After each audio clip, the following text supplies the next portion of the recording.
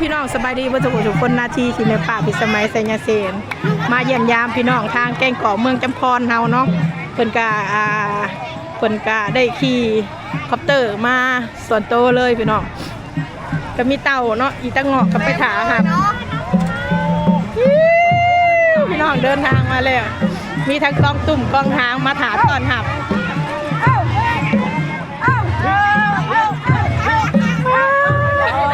คุณใหญ่ใจดีใช่ไหมกระโดดแท้นี่เอ้ยสบายดีไหมป้าลงมาจากหัดน้องมาแล้วมือนี่ค่ะป้าสบายดี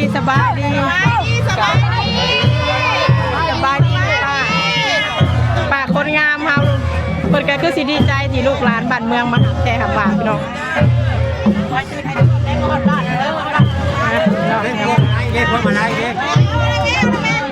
โอ้ยพี่น้องเลยตื่นเต้นว่ายังบอกยังบ่ถึงเลยเนาะตื่นเต้นฮอดบ้านฮอดเมืองฮอดยังฮอดลูกฮอดหลานนี่คือแม่ป้าผู้ใหญ่ใจดีของสุเฮาที่มาเดินทางมาถากันในมื้อนี้เนาะมาฮอดมาถึงแล้วแม่ป้าแล้วกันป้าคนงามเฮาเบิ่งพี่น้องคนมาหับมาถามสมัยเป็นยังไง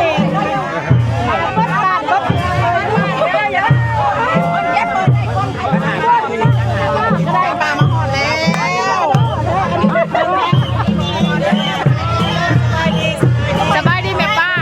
ความรู้สึกบัดแกงกอกมาหับเจ้าเป็นอะไรแม่ป้าต่างเด้อตื่นเต้นแห้งนะว่ะตื่นเต้นมาพี่แห้งตื่นเต้นแห้งอะไรเห็นเนี่ยตื่นเต้นป้าเห็นยนต์มาบ้านเขาบอกเคยเห็นเลยอยู่ดีแม่ป้าเบิ่งเข้าขางพ่อแมวดูคนมาหับเจ้าคือหลายแหละพี่น้องหลายแห้งอเลียหรอในนาทีผ่าเดินทางมาเนาะพี่น้องเขาใจดีกันสิมีคนหับเขาแบบนี้บ้าพี่น้องพี่น้องซื้อแก่แม่ป้ามาหอดดูหอดลานเขาลายแค่ละวันนี้ค่ะคือว่าทำกันดีใจเนาะแค่ได้มาหักประมาณได้ดีเด้อมีรถคนบ้านเลยได้ไหมแล้วกันรถได้ทันรถ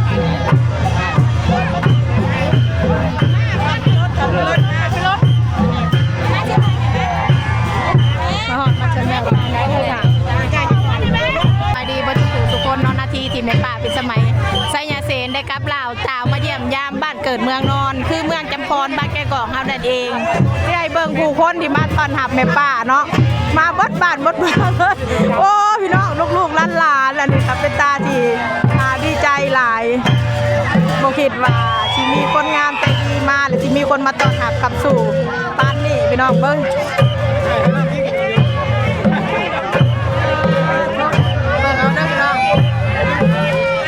คนใจดีอันดับโลกคนใจดีอันดับโลกใจดีมีเมตตาพี่น้องเจ็บในสมัยคนมาพี่น้องทางเมืองจำพรเฮาเนี่ยก็สร้างสิเว้าเลยพี่น้องบ่คิดว่าคนที่มาหาเปิดปานนี่รักให้เลย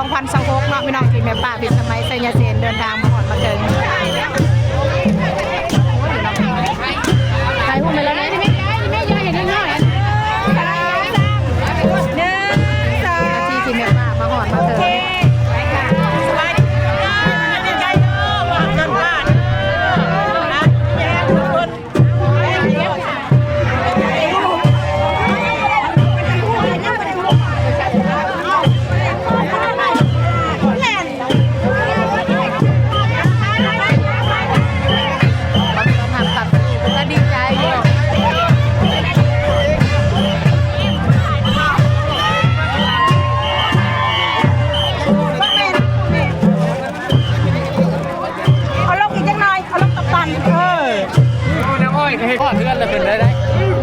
พี่น้องชื่อว่าแม่ป้าพิสมัยไสยเสนได้แห่มาเลยพี่น้องแห่มาหอดเงินหอดซานเป็นเลยได้งานกันสมงามคือกัน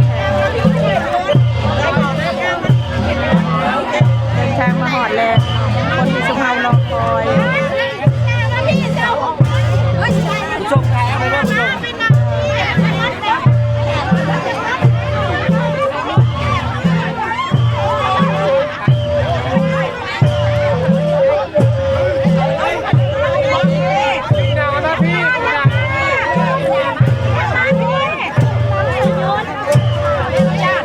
มาส่งกับสิครับแล้วไม่ได้อยากถ่ายรูปกับยนต์มาเด้อ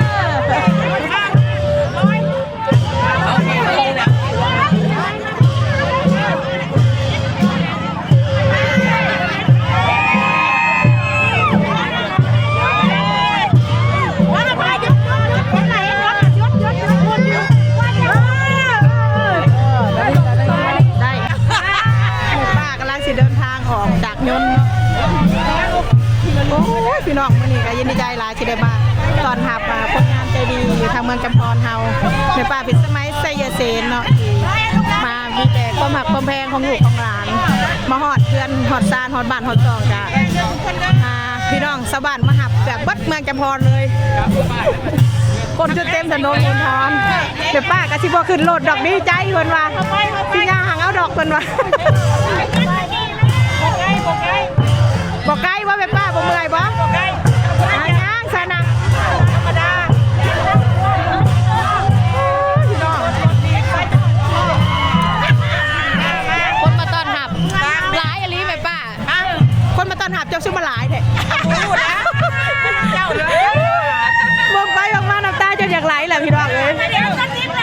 พอคืนว่าสิหลายวันนี้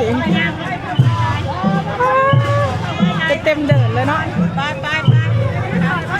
คนมานี่ก็ถือว่าบ่ธรรมดาพี่น้องเบิ่งการเดินทางของแม่ป้าพิสมัยไสยเสนเดินทางมาฮอดแก่งกอกในวันที่26เนาะเดือน8ปี2026บ่ชื่อวะบนกองแต่ว่า